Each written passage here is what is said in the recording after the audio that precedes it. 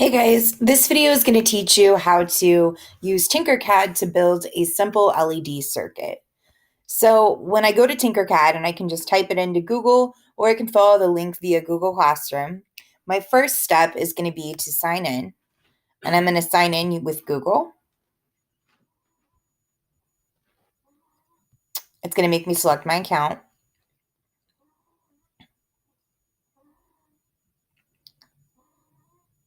Then when you get to the main menu screen, you'll notice that there's options over on the side. You're going to need to choose circuits and go to, you can see I have quite a few circuits here. These are my saved projects. You probably won't have any. You're going to go to create a new circuit. Now I'm going to show you how to use some features in Tinkercad that are really useful. Over here, this search bar is really useful for when you are looking for specific components. For instance, I first know that I'm going to need to start with a breadboard. So after I search for it, I can either click or I can click and drag. That'll give me a breadboard, but it may or may not be in the orientation that I want it. Do you see right now how it's outlined in blue? If that means it's selected, if it's not, there's no outline in blue, then it's not selected, so you can just click back on it. And then you can come over here to this upper left-hand corner where there's this triangle rotate option, and I can click that to rotate my board. Now I happen to know with how I'm going to build, I want it rotated in this direction, so I'm going to rotate it back.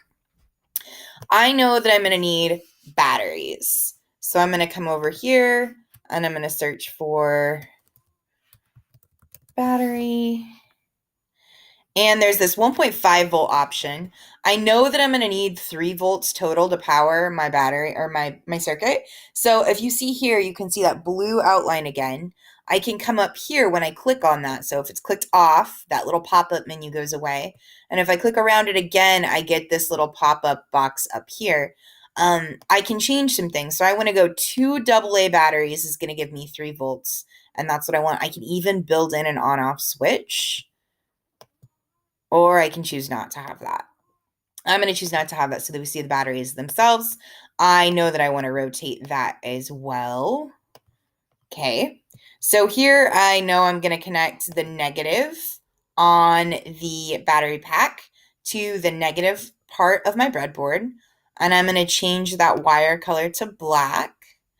And then I'm going to run this side to the positive and change that wire color to red. Again, changing the wire color is just to help me organize. It doesn't actually change anything about the wire itself.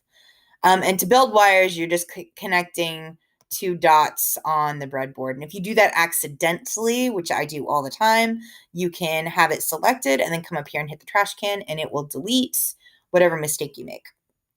Okay, in order to build an LED circuit, I know that I'm also going to need an LED. Okay, so I can drag that out. I also know that I'm going to need a resistor. Oop, I'm not sure what I did there. I started a simulation. Okay, so I'm going to just type in the word resistor. And I'm going to drag one of those out as well. All right, I'll go ahead and place my LED. I know that the LED needs rotated so that it is in 2 different rows, because of course, if that's in the same row, each of those wires, that means the negative and positive is connected, which I don't want. That'll short circuit my LED. I can change the color of my LED as well. I happen to like green, so I'll use green there. My resistor, once I click on it, I can change the resistance. Changing the resistance is going to change the color of the bands on the LED. I happen to know that an LED needs 220 ohms, not kilo ohms. And you can see there you get a red, red, brown banding on your resistor. I, of course, know from my resistant notes that a resistor is a wire. It's just a special type of wire that slows down the electricity, the current of the electricity, the flow. And so in this little tan cylinder here is a very, very thin gauge wire that is making my electrons move much slower. So I can use the resistor as a wire to connect the positive or the negative side. I tend to use resistors to connect the negative side. So, of course, my breadboard, this whole row has a wire that's connecting it. And so I need to use a wire to connect the row that the component is placed in to the power rail.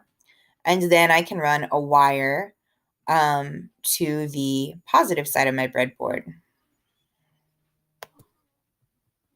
I'm just trying to find the hole. There we go. And I can change that. Very good. All right, so now once I hit start simulation, it should light up my LED because we need a closed circuit to function this LED to make it to light up. Okay, so I'm going to start from my power source, okay? And from the negative, I have the resistor connected. The resistor is connected to the LED. The LED goes to the positive side and is connected back to the breadboard, which feeds back into the battery. That closed loop, closed circuit is going to allow electricity to flow through and light up the light. So here we go, start simulation. And I can't tell on my screen if that lit up or not. I'm going to change my LED color really fast and see. There we go.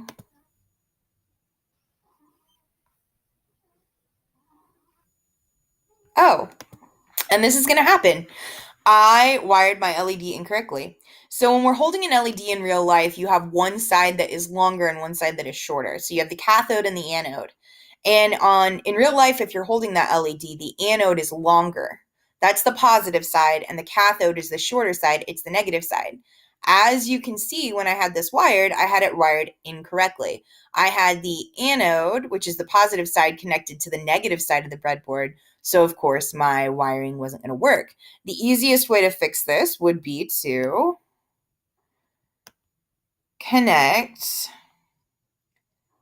my resistor to the positive side, which is going to be the anode, and my wire, which I'm going to have to delete because it's all messy, my wire to the negative side. And now my simulation should work, and it does. Okay, I'll change that LED color for you one more time so you can see. Make it blue. Okay, all right, and that is how you build a simple LED circuit.